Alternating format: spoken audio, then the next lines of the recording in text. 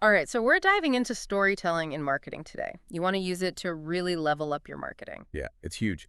And you sent over some really interesting stuff about how a good story is not just entertaining, it actually builds brands. Way more effectively than any kind of just straight ad campaign could, right? It's true.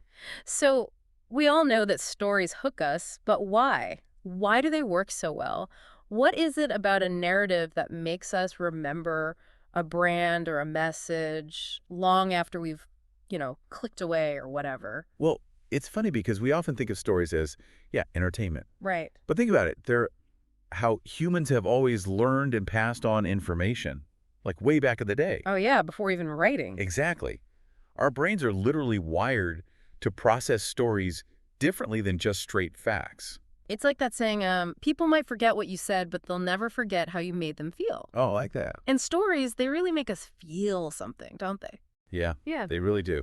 And the research you shared, it actually digs into the specific emotions tied to effective brand storytelling. Mm. Hope, inspiration, even a touch of nostalgia. So it's not just about spinning any old yarn. You've got to have the right ingredients. Exactly. And it connects to that desire for authenticity.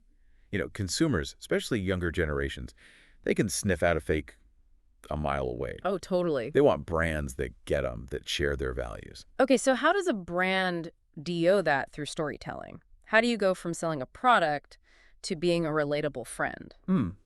The material I sent used the word empathy a lot, and I feel like that's a big part of it. Yeah, for sure. Think of it this way. When we see a character in a story overcome something, some challenge, our brains don't just watch passively. We put ourselves in their shoes. Exactly. Totally. Yeah. Especially if it's something we're dealing with too, you know? Like if I'm reading this amazing story about someone overcoming procrastination. And you struggle with procrastinating. And I'm like, that's me. that's totally me. Suddenly, that brand isn't just selling like a planner. Right. They're a guide showing me a path forward. Because you're tapping into that desire for connection and resolution. Yeah. You're saying, we get you, we've been there, and here's how we can help you overcome it together. You know what's wild? Even ancient cultures were onto this whole storytelling thing. The material mentions how they use stories for everything, like passing down history to, promoting their version of brands. Is that fascinating? It's like it's hardwired into us. It's how we connect. It's how we make sense of the world. And yeah, it's how we decide who to trust, even when it comes to products or services. So a brand story, it's bigger than just like a marketing campaign. It's like part of its DNA. It really is. And Yeah. that's why it's so important to get it right, because when a brand nails its story, it doesn't even feel like marketing. It just feels real, Yeah. I feel like an expression of their values, their purpose. Okay, so we know stories are powerful. They can create these amazing connections, and we know they have to be authentic. But let's get practical, right? Okay. What are the actual nuts and bolts? Like, how do you build a truly compelling brand story?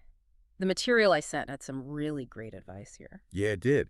And I think one of the biggest takeaways, maybe even a little surprising, is that conflict. Conflict is key. Really? Yeah. Now, that might seem counterintuitive, right?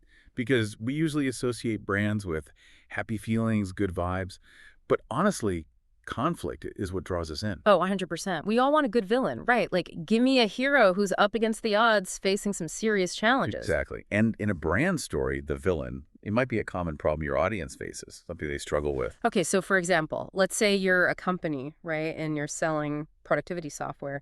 The villain would be like procrastination. Yeah.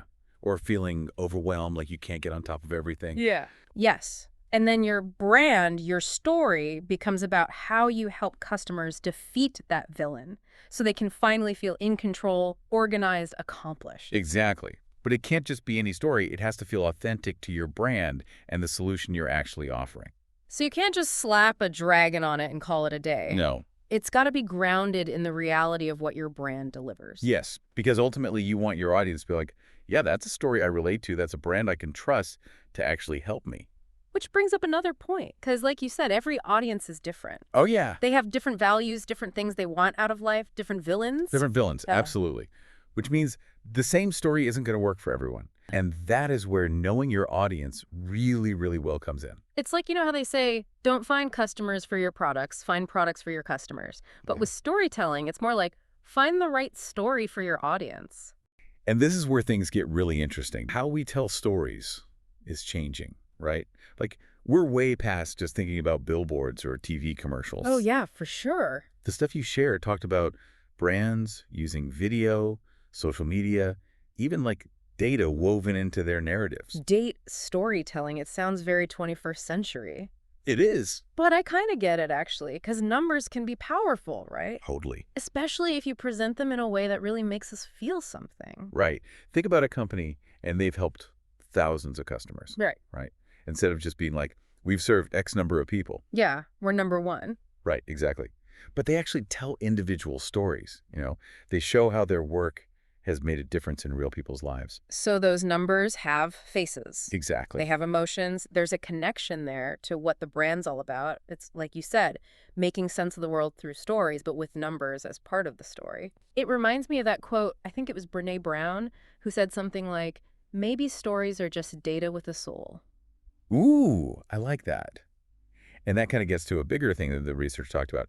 Storytelling, it's not just for the marketing department anymore. Oh, interesting. It should be everywhere a brand exists. Oh, I see what you mean. Because every interaction somebody has with your brand tells a story, right? Like if they go to your website or they talk to someone in customer service or even, just see someone else using your product out in the wild, that's a story. It's all part of the narrative. And consumers today, they're smart. They are. They can tell when you're trying to force it, Yeah, when it's not genuine. totally. Like, okay, we see what you're doing here. Exactly. And that actually brings us to the material we were looking at. It didn't shy away from some of the downsides of storytelling. Sure. Like, how do you walk that line? How do you use these powerful stories in your marketing without being, well, manipulative? It's a great question. And honestly, it comes down to intention.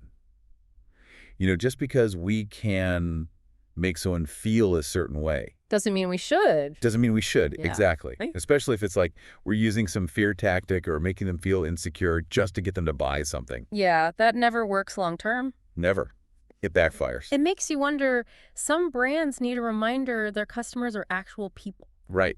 With real feelings. not just dollar signs walking around. 100%. And I think the good news is that there is this growing awareness of that. Yeah, it feels that way. Like, consumers want more from brands. They want them to be ethical, transparent. Okay, but how do we actually do that? How do we tell stories that are persuasive, that move people, but do it the right way? Give us the actionable tips. So the material had a few good ones, but honestly, I think it starts with something we were talking about earlier, knowing your audience, like really knowing them. Inside and out. Yes. Ah, Their values, their dreams, what keeps them up at night. what's their story? Yes. And once you understand that, then you could start crafting a narrative that truly resonates. And I think where a lot of people get tripped up is thinking that data is the enemy of good storytelling. Oh, interesting. But it can actually make it stronger because it helps you refine your approach. It tells you what's working, what's not. Oh, that's so smart. So you're not just relying on your gut, you're using actual information to make your story better. Exactly. It can tell you which stories are resonating, which ones people are like, I don't care. And then you adjust. It's like having a conversation with your audience, but instead of words, you're using data points I love that. to understand their hopes, their fears, their dreams. You're getting the whole picture. And you're listening, right? Like any good conversation, it's a two-way street. So it's not like you come up with the perfect story and you're done. You have to keep working on it. It's always evolving, Your audience evolves, your brand evolves, the world evolves. and your story evolves along with it. Yeah, it's a never-ending story. Okay, so we've covered a lot of ground. We talked about the power of stories, how to make them really connect. We even got into some of the ethical stuff. Right. But I feel like there's one big idea we haven't quite unpacked yet, Okay, I'm intrigued. What is it? It's like the brands that really get us, that we really connect with, they're not just selling a product or a service. It's bigger than that. Way bigger. It's like they're selling us a story we want to be a part of. Yes, 100%. It's that feeling you get like when you watch a movie and you get so invested in the characters. You almost feel like you're right there with them, Totally. And that's what good brand storytelling can do. You feel like you're a part of it. Yeah. It creates this feeling of belonging, like you're part of something bigger than yourself, something you believe in. It's about shared values. Yeah. Shared aspirations. Even if it's, like you said, coming from a brand, it feels real. It feels like genuine human connection. And that is powerful. I mean, that's how you turn customers into like raving fans, Yeah. people who will tell everyone they know how much they love your brand. They're not just buying what you're selling, they're buying into the whole story, the whole mission. Exactly. So it's not enough to just like make a clever ad or a catchy slogan. You have to actually build a brand that people want to be a part of their lives. And that story, it never really ends, does it? No, it keeps going. It grows and changes along with your audience. Your world It's changes. a living, breathing thing. A never-ending story. I kind of love that. So for anyone listening, I think the question to ask yourself is, what's your story? Yeah, what's your story? Like, what do you want to say with your brand, your business, even your own life? How are you going to tell it in a way that really connects, that makes people feel something? That makes a difference. Exactly. Because in the end, the stories that really stick with us, the ones we remember, they're the ones that come from a real, genuine place Truth. Passion. and a desire to connect with other people. That's it for this deep dive into the world of storytelling in marketing. We'll catch you next time for another, hopefully fascinating exploration of all the ideas that shape our world.